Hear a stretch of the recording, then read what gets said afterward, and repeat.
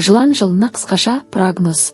2025 жыл 9 санының жылы болады, яғни 2 қосу 0 қосу 2 қосу 5. Бұл Марс планетасының энергиясын білдіреді. Ол даналықтың, әділдіктің, батылдықтың және табыстың символы болып табылады. Сол себепті жыл оңай болмайды, ол көптеген маңызды жаһандық оқиғаларда келеді. Жылан жылы елеулі өзгерістер мен түрленулер жылы болады. Нумерологияда 9 саны циклдердің аяқталуын, тазару мен жаңаруды білдіреді. Бұл ескінің кетіп, жаңаның келуіне жол ашылатын уақыт. Рухани даму, ішкі тесікке сүйену, білімге ұмтылу жылы. Биыл адамдар материалдық құндылықтардан гөрі рухани баюға басымдық береді.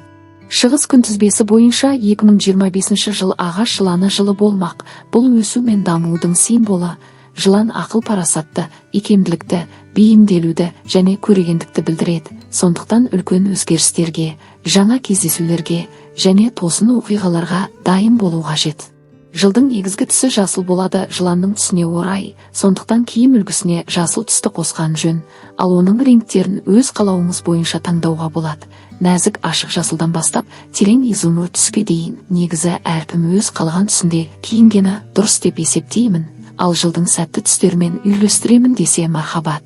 2025 жыл жылан жылы болғандықтан осы белгіде туған адамдар бұл жылдың энергиясымен ерекше байланысы арқылы артықшылықтарға ие болады, сәттілік серігі болады, және туған жылының соңғы саны 5-ке аяқталатын жандардың да бұл жылы жолдары болғыш болады.